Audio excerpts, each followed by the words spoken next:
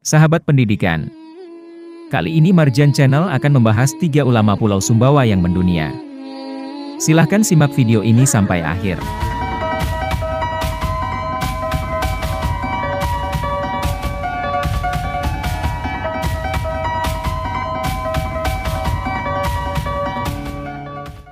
Dilansir dari beberapa sumber, Pulau Sumbawa yang berada di sisi timur Pulau Lombok memiliki sejumlah nama besar dalam catatan ilmiah tentang jaringan ulama Jawa, abad ke-19 di Mekah. 3 nama besar ulama Sumbawa, yang menempati posisi penting dalam sejarah keulamaan Nusantara. 1. Syekh Abdul Ghani Bima.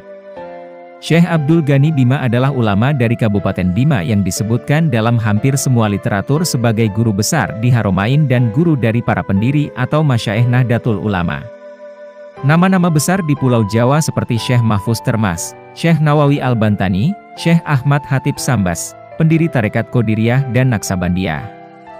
Juga senarai murid yang panjang dari Jawa atau Nusantara adalah murid dari Syekh Abdul Ghani Bima. 2. Syekh Zainuddin Sumbawa. Dilansir dari artikel web Alif Lam yang berjudul Dia Guru Syekh Zainuddin Asumbawi yang ditulis pada tanggal 21 November 2020 oleh Said Muhammad menjelaskan, dari sebuah desa kecil bernama Tepal, pelosok, daratan perbukitan, terletak di Pulau Sumbawa, Nusa Tenggara Barat, pernah lahir sosok ulama besar, namun namanya tak segemerlap dan sementereng nama-nama ulama Nusantara lainnya yang sezaman. Padahal, ia adalah salah satu syekh yang pernah mengajar di Masjidil Haram, dan menjadi guru bagi ulama-ulama di kawasan Asia Tenggara. Namanya adalah Syekh Muhammad Zainuddin bin Muhammad Badawi Asumbawi. Seperti halnya di daerah-daerah lain, Sumbawa juga punya istilah lokal untuk menyebut tokoh agama, yakni Dia Guru. Maka di Pulau Sumbawa ia dikenal sebagai Dia Guru Muhammad Zainuddin Asumbawi. Kitab Sirajul Huda adalah salah satu kitab populer dalam khazanah Islam Melayu. Bahkan sampai sekarang, kitab ini masih diajarkan di kalangan masyarakat Islam Melayu, terutama di Malaysia. Konon, dalam tradisi pengajian pondok pesantren di dunia Melayu, kitab tersebut biasanya dibaca sesudah menghatamkan kitab Faridotul Faraid. Itulah salah satu karya Syekh Zainuddin Asumbawi. Cukup banyak ulama-ulama dari dunia Melayu yang pernah belajar kepada Syekh Muhammad Zainuddin Asumbawi.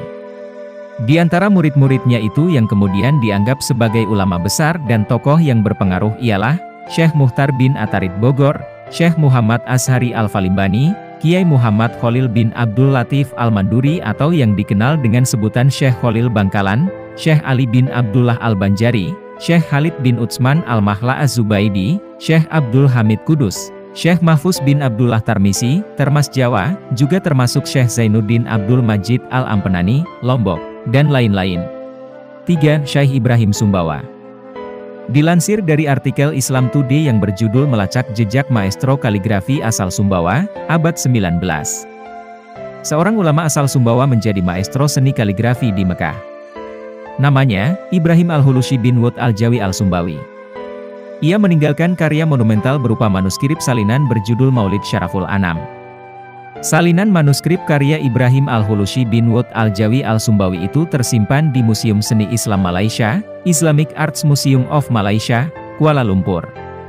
Kitab yang memuat hiasan kaligrafi nan indah itu ditulis dengan menyertakan penjelasan dalam bahasa Melayu Arab Pegon. Kebesaran 3 ulama dari Sumbawa penting diriwayatkan kembali karena 2 alasan. Pertama, Nusa Tenggara Barat juga merupakan satu tulang punggung jaringan ulama Ahlus Sunnah wal Jamaah Nusantara yang masih ada sampai hari ini. Kedua, citra Pulau Sumbawa yang pernah melahirkan ulama besar dan mendunia. Demikianlah sekilas kisah kebesaran 3 ulama Pulau Sumbawa yang mendunia.